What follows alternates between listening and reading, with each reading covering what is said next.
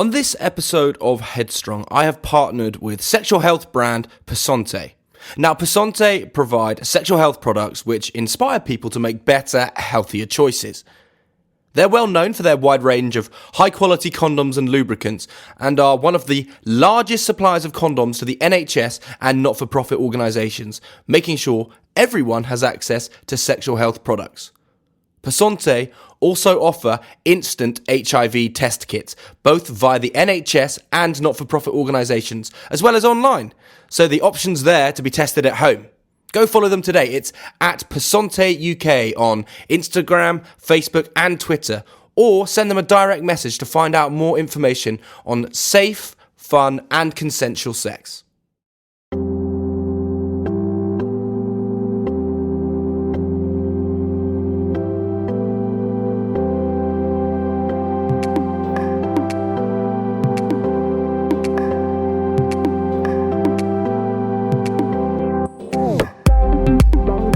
Hello, my name is Louis Strong and you are listening to Headstrong. Now, this is a podcast where I sit down and have a good old chinwag and a chat to individuals in the public eye about their lives and their careers, but notably I want to talk to them about their own experiences and often those experiences that have been challenging. And I do so because I want you, the listener, to seek inspiration and understand what it means to be headstrong. We are currently in season 4 and I've had some brilliant guests to date. But today's guest is rather fantastic and it is Nathaniel Curtis. Nathaniel is an actor who is currently playing one of the lead roles in Channel 4's It's a Sin. It's a Sin is currently the most watched Channel 4 drama ever. Nathaniel was incredibly generous with his time and we sat down to talk about all things It's a Sin, from Nathaniel's audition to meeting some of the other cast members for the first time and exploring his character, Ash. Now, I do urge you to go and watch this show. It is absolutely incredible. Please go and watch it. We also talked about more important things and more important matters than just a TV show. We talked about the importance of such a subject in today's educational system. I really hope you enjoy this episode of Headstrong. Just to let you know, there are some spoilers ahead, so if you haven't seen this show, I do suggest you go and watch it first. Enjoy. Nathaniel, thank you very much for joining me on Headstrong. How's it all going? Very well, thank you. Thank you very much for having me. My absolute pleasure. I mean, again, how are you? We're talking at a probably what I anticipate to be an incredibly crazy period of your life. I mean, I've got to dive straight into it. We're talking as you're starring as Ash in It's a Sin on Channel 4, and it is the most watched Channel 4 drama ever. I mean, that's crazy. How is it from your end? How's it from your point of view?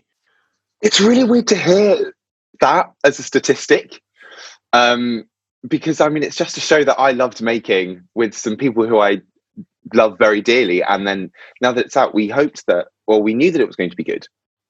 But the response has been something else. I mean, that not only people just enjoying the show, but what the show means to people, the conversations that it's opening up, the just what people are seeing in this program is so beautiful, and it's so wonderful. I just couldn't be more proud to be a part of this production, really. Have you noticed a personal change or a personal kind of uproar? Obviously, there's probably a little bit more interest in your social feeds. Yeah, you could say that. I think it's very strange because when the first episode came out, I was on Zoom with my friends, and then we watched the episode, and I watched it on my own, and I'd turned off my phone, and then when I turned my phone back on to jump back on Zoom with my friends again, who were very excited about it, my phone just didn't stop vibrating at all, and I think it's been quite strange because we've been sat on this show for a year now, and then now that it's out, it's like, thank God it's out. But wow, it's been insane. It's been lovely though. The messages that I've been receiving have been so kind and so lovely, and then you have some people who are saying some slightly more interesting things, which of course is expected with a role like Ash. But it's been really wonderful.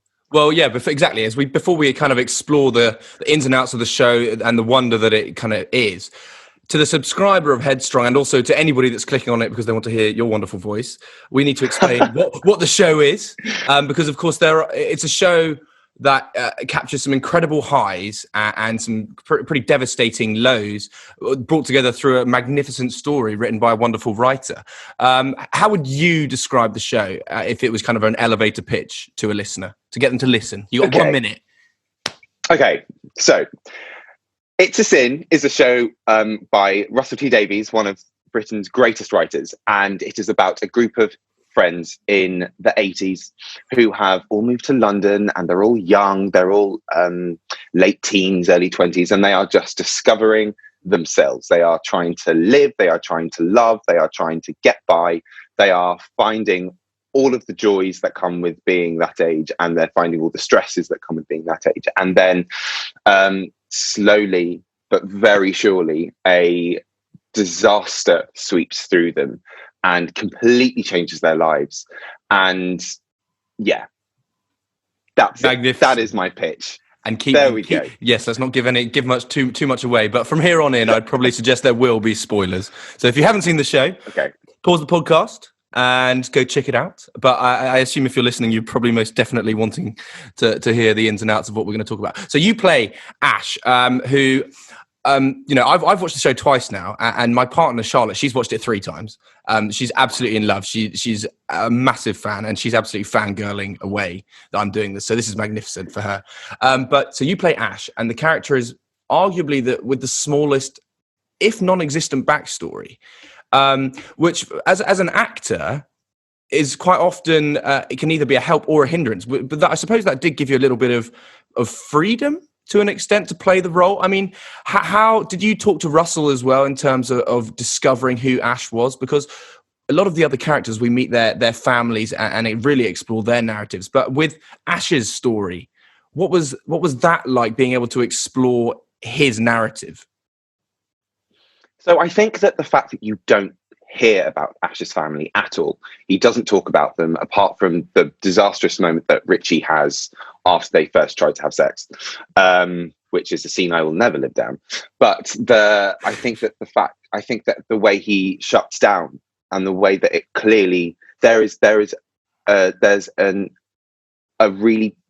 huge amount of damage there for Ash, and I think that not talking about his family actually says a lot more than if he were to go into what happened. There's clearly there had been something, and it's obviously his sexuality, but it's either his choice or his family's choice that they have no contact. Even throughout the 10 years that spans the show, with everything that happens to them, with everything that happens to Ash, he never goes to his biological family for comfort. It's always the people that he has immediately close to him. And I think that there's an importance of showing chosen family, especially for a character like Ash, who, although yes, is very quiet and he doesn't say an awful lot, and you don't learn an awful lot about him. But I think that's, as an actor, it's a gift to be able to give him that. And I mean, the episode that airs tonight, there's a wonderful moment where Ash, I mean, it's a dreadful moment, but it's a beautiful moment where Ash has to tackle Section 28. And there's he never really lets his emotions get the best of him. And having that moment of passion where he has to speak, I think is so powerful, because you see Ash very strong and very steady and very responsible. But the moment that there is an injustice which he has to fight out against, he does. And I think that showing his strength and his resilience wasn't, it didn't need to be said. It was there in the script because Russell is a beautiful, beautiful writer. But I didn't really have to try to show how much pain Ash was in from the very beginning. And I think that he starts off as, yes, he's young and everyone wants to sleep with him, but he is in pain. And I think that finding those friends, finding Jill, finding Richie, and I think that they kind of help shape him into the man who you see him become. Absolutely. Particularly, you mentioned there, I mean, Russell is an incredible writer. On the rare occasion that you did perhaps have a question about maybe who Ash was or the text, were you able and comfortable to message Russell? Was he on site? Yeah, we could ask him anything, and I did. I didn't want to ask him too many questions because I have my own not interpretation, but the way that I read the character, and I'd taken that into my audition, and so they were clearly very happy about it. But also, we knew that if Russell were to say to us, actually, think about this line this way, it wouldn't be an insult to our work. It would just be him trying to bring out these gorgeous characters that he'd fleshed out. And yes, Russell did come to set a few times, and he's just so lovely to be around. There's something about him. He just exudes this warmth. He's like a massive teddy bear. You just want to be close to him all the time. And he's funny, and he's so intelligent. He's just so kind.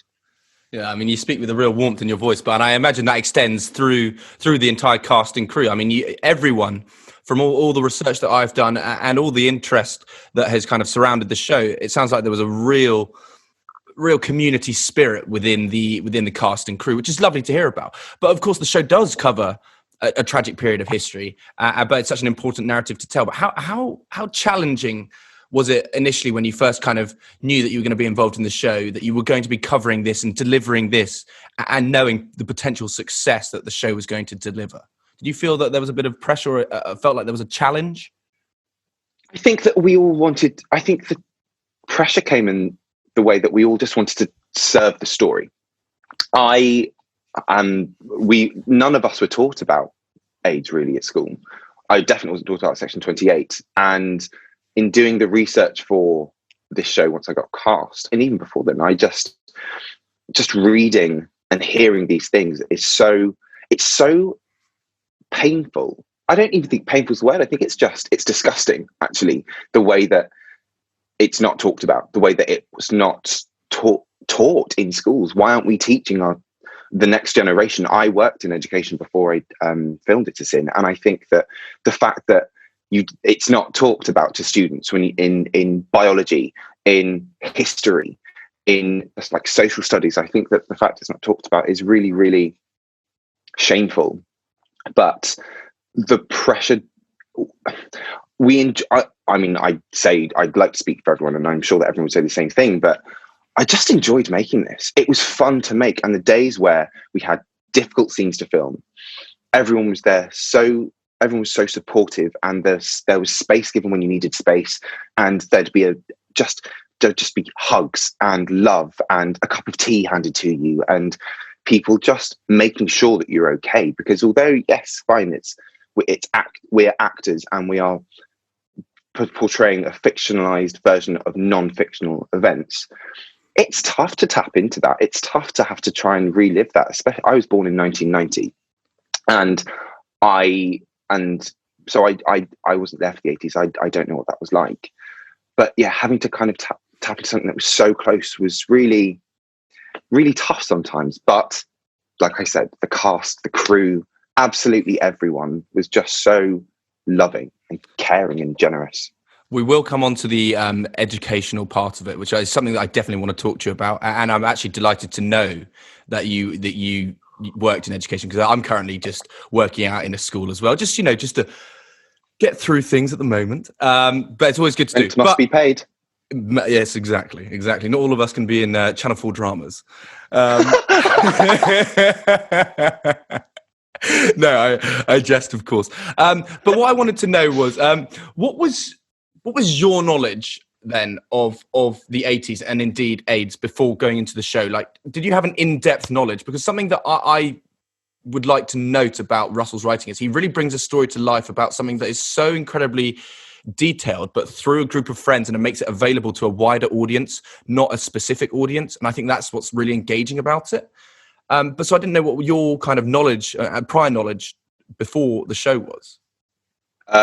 I think the breadth of my knowledge was that HIV and AIDS started, came about in the 80s, and it affected mainly the gay community and New York and countries in Africa. I think that is actually it. And yeah, and I'm actually ashamed to admit that, but I'm going to be completely honest. I knew very little. And it's not that I'm blaming education for it, but I think it's quite interesting that it takes, as you say, a Channel 4 drama to open conversations, to get people to want to learn. That's That is all I knew, I'm afraid. No, I think I have to agree as well. It's incredible how the power of media and television has the capacity to deliver such an important message. But from the response of this show, what can we continue to do on an individual level, first of all, but then I suppose as a nation as well, to continue to kind of continue this conversation and the necessity of education surrounding it?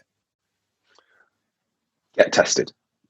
Get tested for HIV, even if you don't think that you're susceptible to it.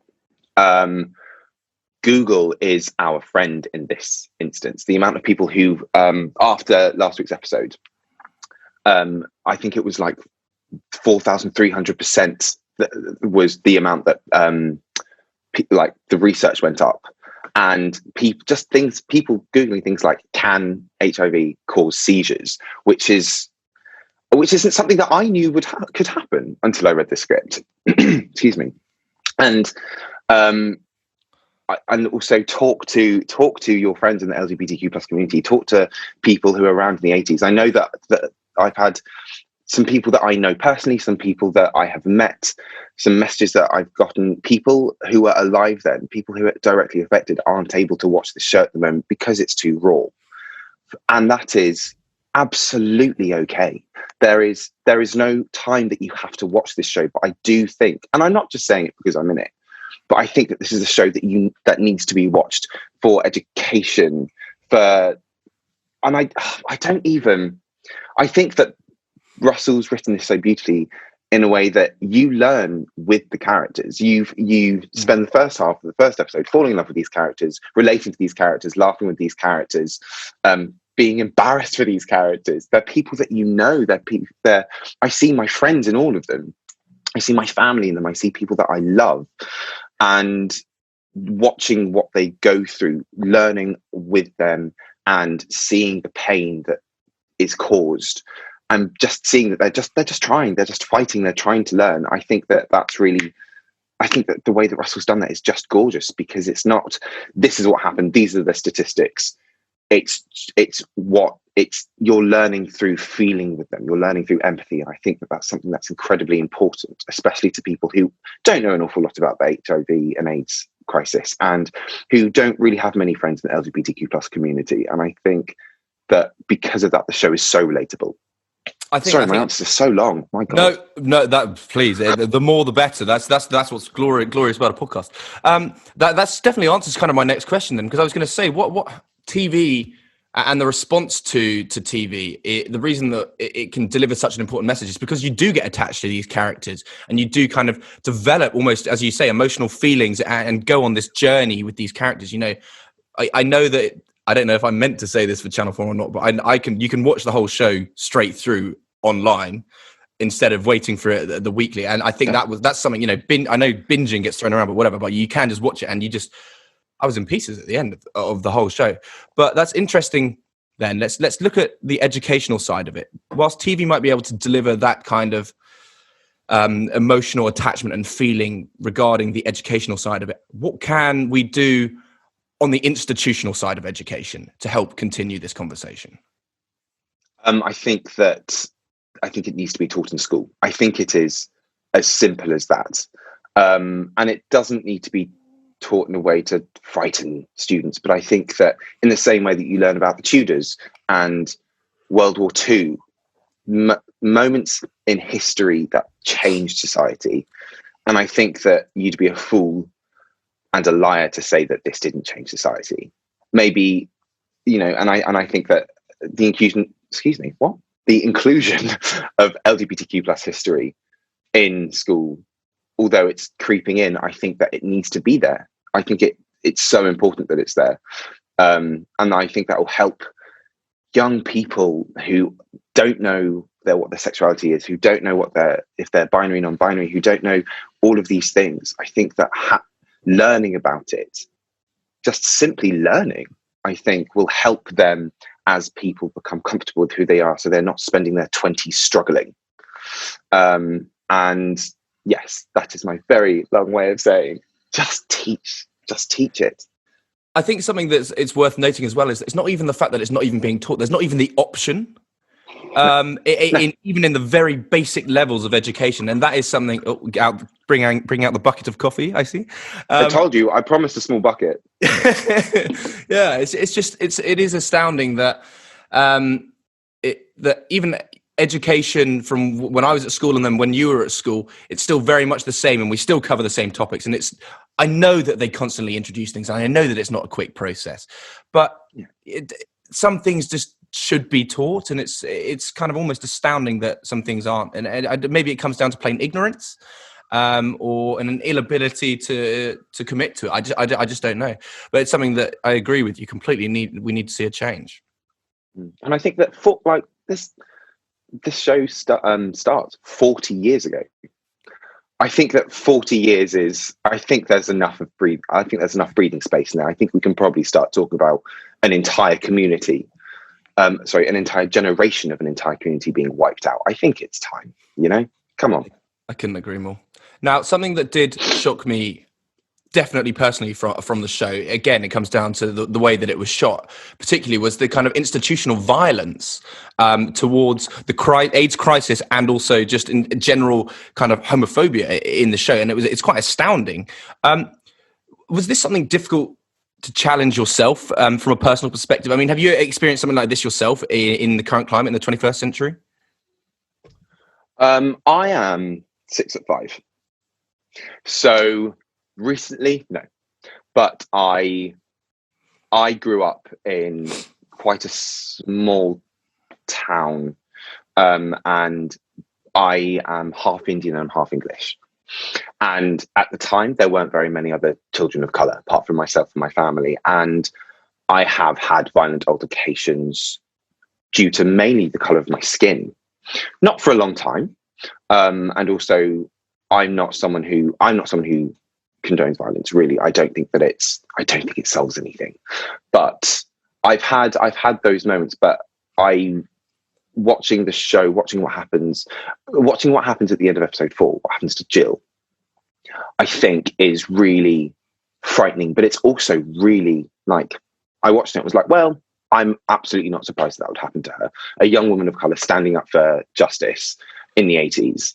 I say in the 80s, look at what's happened in the last year, and it's gross. Oh, it's disgusting. It's absolutely disgusting, and it makes me so ashamed.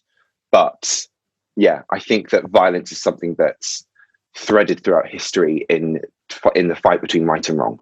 And I think that I'd love to say that will change soon, but I can only hope. Well, with the way that society has developed, is there really a place for violence? No. But you have people who think that is the only way to get their point across. This episode is in partnership with the sexual health brand Passante. Passante know how important sex education is, not least in relation to the prevention and treatment of HIV. Passante are thrilled that relationships and sex education, known as RSE, is now compulsory in all schools across the country. They believe this is going to have a huge impact on breaking down taboos and increasing awareness in all aspects of sexual health, both now and for future generations to come. Passante products are available for free via the NHS or can be bought online at affordable prices, but affordability shouldn't mean compromising on safety. They ensure their products meet the highest safety standards so that everyone can enjoy sex knowing that they're in safe hands. And the pun is intended. Lastly, and most seriously, they believe in consent. So whoever with, whenever and however you have sex, make sure it is safe and consensual. So, I don't know. I don't know either. But if we could... I'm going to ask to rewind. I feel like we've captured a lot of the essence of the show, but I want to talk about you. I want to talk about you. Let's talk about you. So, you, of course, are an actor, and I need to know where did acting fit into your life as a young boy? No idea. I really don't know. My family are, but I have the pleasure of having 2 incredibly intelligent sisters, and it's not that I wasn't academic. I didn't like school. Like I touched on very briefly, school wasn't fun for me, but I I don't know. I think it was. This is going to sound really pathetic, and I know that a lot of actors say this, but I think the ability to literally step into someone else's shoes just to escape. I think there was something in that for me, and I loved entertaining people and making people laugh. And then when I was in secondary school, we had a new drama teacher, Mr. Borton, who is unfortunately no longer with us, but he opened something within all of us, which wasn't just, drama is learning lines, making people laugh, and like an easy grade, which obviously it is not. Drama's really tough. But the way that he talked about it, it was so intellectual, the way that he approached it. And I immediately found myself wanting more. And so then I did drama for my A-levels, and I took a gap year and I applied for drama schools, and then here we are. You fill in the gaps. but yeah, so yeah, I don't know. Like, I can't really pinpoint a specific moment in my childhood where I was like, I'm going to be an actor. I think I probably wanted to be a dinosaur, and then it changed. I'm curious to ask then. Did you kind of see acting and drama? I know that I certainly did from when I was at school. But I kind of used drama and that kind of group of friends that I found as my escape and my ability to express myself. Is that kind of something that you just found a comfort in what it helped you to do? And actually, I don't think it's pathetic at all in what you were saying, because I think a lot of people, this kind of thing helps people find their feet. And look at you now. The people that were doing what they were doing at school to you are probably going, damn, I wish I was still friends with them. Ultimately, that is what it boils down to. And I know that a school environment is very tricky to navigate anyway, because there's always going to be playground chat, and they don't quite understand the implications of some of the things that they're saying, particularly with whatever the conversations might be around. But yeah, as I say, I think drama has the ability to unite and give you a kind of a platform to express yourself. Did you feel that was something yourself then? Completely. And I think that all forms of art, be it paintings, be it music, be it acting, I think that the way that it brings people together in feeling, I think that the way that art expresses itself in a way to make you feel, not just think about things, is so glorious. And I think it's so needed, especially when you're young and you don't really know what's going on. And I think that I found a little part of myself which I wasn't really sure how to let it out. And I think that expression, I couldn't let go of it. I could not let go of it. And I found that I was able to be more of myself. So, I mean, school is a massive time to build friendships, and quite often build friendships for life. So I was just curious, do you still have people that you can lean on, be that from school or drama school?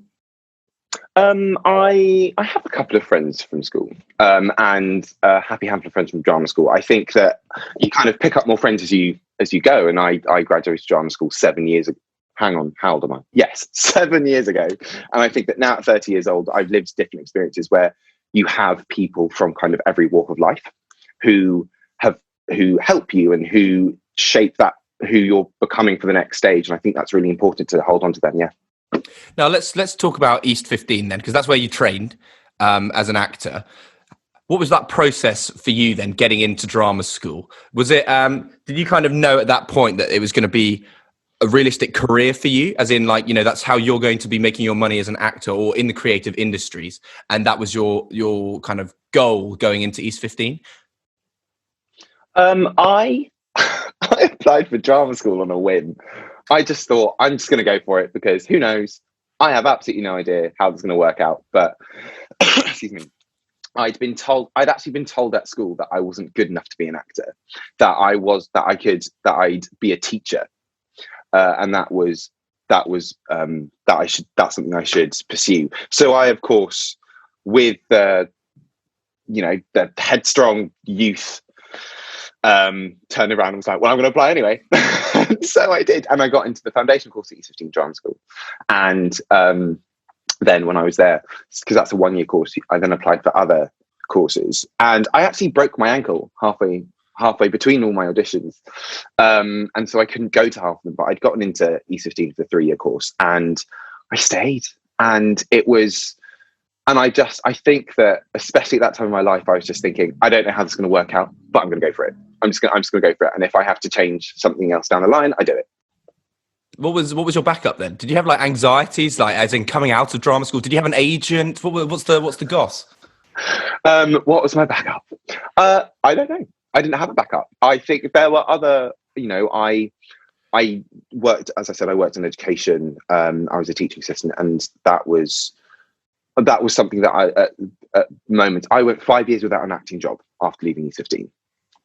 And I had graduated with an agent, yes, but then I just don't think I was ready. If I'd have played a role like Ash at 23, I wouldn't have been able to play him in the same way, because I didn't have that maturity. I didn't have that sense of myself, which I think was needed for it. And so I went 5 years without a job, and then I got a new agent, and then within a couple of weeks, at the beginning of 2019, I'd gotten the part of Romeo, and then halfway through Romeo and Juliet, I got It's a Sin, and then there we go. And the journey begins, I suppose. Yeah, you must be incredibly excited about the future. I actually really am. That's good. And so you should be. And also, I didn't mean to say what was your backup, as in like, did you have a backup? No, it's so good. It's absolutely fine. I think at the back of every actor's mind, particularly, I know from my point of view, it's like you always do have that anxiety of when is the next job coming, and what do you do? And so that always did and does worry me, I suppose. And I just didn't know that if you'd experienced those similar feelings. Oh gosh, absolutely. I think every actor does. I think that some actors are very, very lucky to go straight from drama school to a job, and then make their career. But I think that realistically, especially now, unfortunately, there is a waiting period. And I think that it's very important that waiting period is not just taken up with anxiety, which of course it will be. All actors are anxious about things. But I think that I was very lucky in that I had a really great group of people around me who supported me and who loved me, and who, on the days when I was like, well, screw this, I'm just going to give up because there's nothing. The people that were like, no, it's okay. Let's just get through today, and then we start again tomorrow. And I think that it's really important to have people who support you, no matter who they are. They can be grandparents, they can be parents, they can be family, they can be friends, they can be colleagues. It's really important to have those people just say, it's going to be okay. Absolutely. Now, this was, as you say, your first TV show, and then prior to that, Romeo was your first professional credit. Now, let's talk about your approach to auditioning then, because you just said there that you kind of had 5 years where you yourself couldn't, whether it was yourself or the roles weren't right for you, but you were unable to be cast in anything. What's your approach to auditioning then? Have you changed your approach, or is it actually just having that resilience and just actually not taking it personally? I think there's a bit of both. I think that as an actor, I've definitely changed, especially after It's a Sin. And I think that, young and doe-eyed, fresh out of drama school, I think there's the fear of, oh, I have to get this perfect. It has to be completely right. And I think that not doing what you think they want, I think is really important. And I think, actually, it's really annoying that I can't remember who told me this, but I was once given this beautiful piece of advice, and it was just, nobody in the room wants you to fail. And I think it's really important. I think it's incredibly important that actors remember that. And I wish that I'd have known that when I was younger. But yeah, I think that having a little bit of faith in yourself, not to the point of egotism. Is that a win? It is now. But I think that having some pride in yourself and not taking it personally, I think is really important. And, to this day, I'm still auditioning and I'm like, am I going to get it? I don't know. Am I right for this part? I don't know, but I'm going to try. So that's interesting. I'm really pleased to hear about your kind of approach to auditioning and acting, and that you obviously stuck with it, because now we get to see you as Ash in It's a Sin. But let's talk about that audition then for It's a Sin. You were in Romeo and Juliet back in the days when, of course, live performances were actually allowed. R.I.P. I hope very, very soon we're allowed to see those back, because I miss the theatre a lot. So much. What was that? So much. Isn't it just the most magnificent experience? And I miss it. But what was that audition process like then? So did you get sent your audition for It's a Sin then?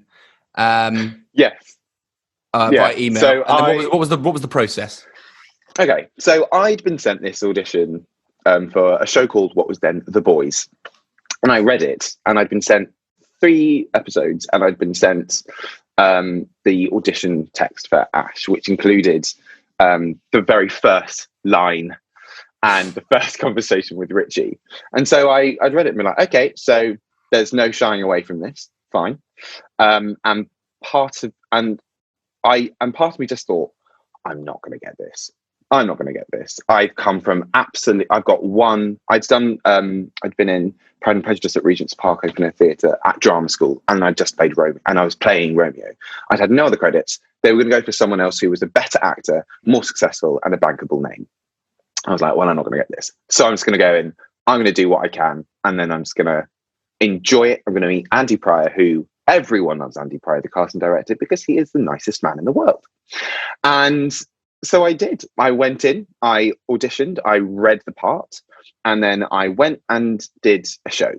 And then a week later, I got a call from my agent just saying, okay, so you have a recall on Thursday. And I just said, why? Why do they want to see me again? But they did, and I went in and I did the recall in front of Andy, the producer, Phil, and the original director. And again, I gave it everything. I gave it absolutely everything, because I thought, I'm not going to get it, so I might as well make a good impression for if they want to consider me for something else. And then I went away on tour with Romeo and Juliet, and I was on Winchester High Street. We were getting smoothies, and I'd been auditioning for something else, and so and I'd asked a question about that, and I'd kind of put It's a Sin back to the back of my mind, because I was like, well, I had a great time. It was lovely. I loved the script, and I really wanted to do it. But I think because I really wanted to do it, I had to say to myself, Nathaniel, you've got to chill, because you cannot be disappointed. And so I was on the high street, got a phone call from my agent, and he was like, okay, so we've heard back. I was like, and I just went, look, I had a great time. It was lovely. I loved meeting everyone. It's a beautiful script. I can't wait to see it. He was like, you booked it. You got Ash. And I just remember in my mind was just like a flurry of swear words. I was like, what is happening? Oh, incredible. And so that's it. There's absolutely no glamour to that story. It's just me being a bit of a mess, thinking, I don't know what's going on. But it's amazing, and it's so lovely to hear. And like, of course you had to be in the most normal of places, just in the juice, grabbing your kale smoothie. Yeah. And I was just like, sure, okay, right. I'm just gonna go and film this then. Okay, great. There we go. Brilliant. Now I'm curious. Did you meet any of the cast before you started? Then were they involved in any of the auditions, or was it literally you went in on day one and you met them? So we didn't have a chemistry read, which surprises a lot of people. But I just love them all. I love them all so much. I love them. I just want to squeeze them all the time. But so after I'd been cast, I was talking to the director, and he told me about Amari and Callum. And I'd seen Callum's Let It Shine audition, and it's jokes. He's so funny. And Amari, the powers of Google, and I then became aware of who they were. And then we were all put into a group chat, and it was quick hellos, starting to get to know each other. But I was in the middle of doing a show. Callum was still at drama school. Amari was doing something, and they were able to meet up for a drink. I was meant to go with them, but it was one of my friend's birthdays, so I couldn't go. And I was like, I don't know what's happening. And then at my second costume fitting, I found out that it was Lydia, who, having seen years and years, I'm thinking, this girl is amazing, and I can't wait to see what she does next. And then I was also told about Neil, Keely, and Ollie, and I just thought, I have to snog Olly Alexander. All of my friends are going to be so jealous. And so I didn't meet any of them. There was a quick hello to Lydia the day before the read through, and just went straight into the read through. Said hello, gave everyone a massive hug, sat down and read the script. Pulled up your big boy socks. There we are. And but it was really strange having met them. I'm not really someone who gets starstruck, but I met them. I was like, oh, these people are great. And there was an immediate comfort having actually met everyone, because I'd spoken to Callum and Amari a fair bit, but then once we were all in the room, it was like, oh yeah, this is going to be really easy to pretend to be these people's friends. And I think by the end of the first day, we were like, we've got this, guys. Don't worry. There's no pretending in it at all. And in fact, that's something that the show really captures, is just that whilst the show completely explores, the friendship within that house, I can imagine now that you guys are as tight as anything. Oh yeah. We talk every day. Every day. And we're all going through this incredible time together. And none of us knew that it would be as big as it is.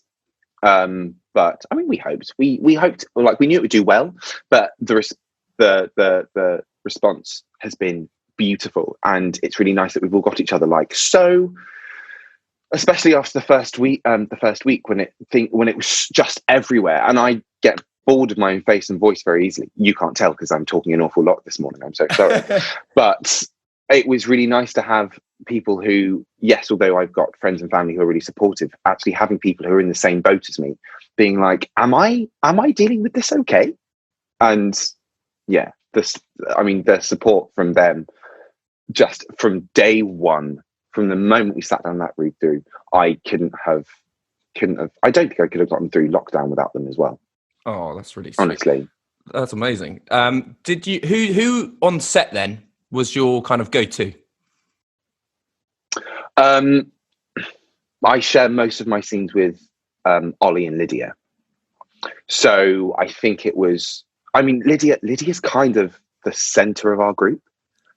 And it's not even that she's our mum, it's just that she's the middle of the group. She is Lydia is, it's Lydia West. It's Lydia West. And she's just, there's so much love between us all. And then you've got David Carlisle, who plays Gloria and is just the most gorgeous, sweet man. And just between all six of us, because I shared most of my scenes with Ollie, I think that we became, and also with the nature of our scenes, you have to become close quite quickly. So, yeah. Yes, you were thrust into the deep end on that one, I think. Was there... Pun not intended? Interpret it how you will. Unintentional when I said it. On reflection, very much intended. As we can kind of reflect on that 4-month shoot then, all together, it's so important to have had those strong bonds then. But what was your most challenging moment? For myself, I think for myself it was the first day of the sex scenes, purely because it was my first. I've not done a screen job before, and I'd never taken all of my clothes off before in that for a job. So it was the initial moment. I think it was just the build up to that first moment where we took our robes off and did our first take, that my heart, I could actually feel my heart pounding in my chest. So there was that. But then we had intimacy coordinators, and we had the most beautiful crew you will ever imagine. I just loved the crew. So every single person on that set was just a dream. And then obviously Olly Alexander, who is one of my favorite people in the world. And so I got very comfortable very quickly. And then I think for myself, as someone who isn't really someone who cries, I think the moment where Ash gets a very painful phone call in episode 5, although there are no words, having to just filming that, took it out of me. And it's not a very long scene. I think it's about 10 seconds, but I was exhausted doing that. And I just wanted to, I think that I was so aware of the show being more than just these characters. I wanted to serve the story. And that's something that I was desperate to do. And I didn't want to let anyone down, I think is a big thing for that story. Absolutely. Yeah. I mean, no, that's incredibly emotive, that moment. I mean, it's magnificent. And I can only imagine as well, the feeling of anxiety. I've never done any nudity scenes in anything. And but like the apprehension of, okay, there's quite a few people in this room that are all going to be watching me do this, and it's going to be captured for a nation to watch. But then you've kind of got to just think in kind of, you got to compartmentalize almost. So what do you, how, obviously Channel 4 and the production team provided the coordinators, which is obviously hugely beneficial. But, and then again as well, it's the friendship as well that you've probably formed with Olly as well, that really helped just make things comfortable, because that's the last thing that you want. Yeah, absolutely. I think that we couldn't have done it without the intimacy coordinators. As a role, it's so important to have them there. And I actually knew one of the intimacy coordinators from E15. He was an old friend of mine, and it was lovely to have him there. Bit weird, very weird, but really lovely. And having, I think that sex is such an important part of this story. It's not just, oh, they're just going to go off and have sex. It's the way that it starts, it's fun. They want to sleep with who they want and love who they want, and that's great. But then obviously, because of HIV and AIDS, it's integral that you show that they were having fun, that you showed that they were just enjoying themselves, and there's absolutely nothing wrong in that. But yeah, and then I didn't have as many intimate scenes as Olly or Amari, which was nice little easy way in for me. But Olly, yeah, I think that because obviously it was a close set and all the crew were really, really lovely and really supportive and very patient, I think that although that was amazing, at the end of the day, it is just you and your scene partner. And I remember after they did the first take, and I was quite nervous still, but then Olly was humming, and I looked at him, I was like, what are you like? Because they put our robes over my back and over his stomach, just whilst they changed like a light or something. I can't even remember what it was. And I was like, Olly, what are you humming? And he just started singing Let It Go from Frozen at me. I was like, oh, cool, great. That's where we are. And that was it. For the rest of the day, I was absolutely fine. Just kind of, I had to take myself out of my head for that moment. Just get that. That's a nice kind of comfort. Absolutely. Now, of course, we can reflect on the whole show as an entity is just absolutely wonderful. And it sounds like you reflect on it with such kind of love. But what was your favorite moment then? If we go from devastating moment, but then let's go to your favorite moment or experience on set. What was your favorite? Oh, I loved. Okay. Oh, okay. Right. Hang on. And you can have a short list. Okay. Yes. Thank you. That's for me, the house party in episode 1 was so fun to film. It was funny. It was loud. It was wonderful. It was so technical. And I loved it. I loved absolutely every second of that. I loved filming the bit in episode 2 where Richie is like, oh, I don't believe it. That whole sequence, that flurry of scenes, which just gorgeous on screen. Filming that was again really fun. Basically, anytime we were all together, I think is my short answer. Anytime all 6 of us were together. And for myself, I loved having the moment where Ash has the scene in the library. Filming that was really, I felt really. I think because I was just thinking, okay, so I'm the only person in this, and it was the first time that obviously Ash is having a moment of his own, really. I think that really, yeah, I felt really strong, and I think that was really important for me as an actor. Completely. As we kind of wind down then, and by the time this episode comes out, the show will have been completed in its full kind of entity, and everyone will have seen the narrative, which is fantastic to have got the story out and everyone to see this show, but potentially daunting. So is the phone ringing for you? What is next? That's what I want to know. Have you got any plans yourself, projects lined up? Yes. Maybe. hopefully. There are some things in the pipeline. There are some things which I have auditioned for, which are wonderful projects. And actually, it's really lovely that people are saying that they've seen the show and that they are impressed with my performance. And it's really, really humbling to have all these auditions, especially at a time like this when there aren't very many auditions around. And I am fully aware of how very, very lucky I am.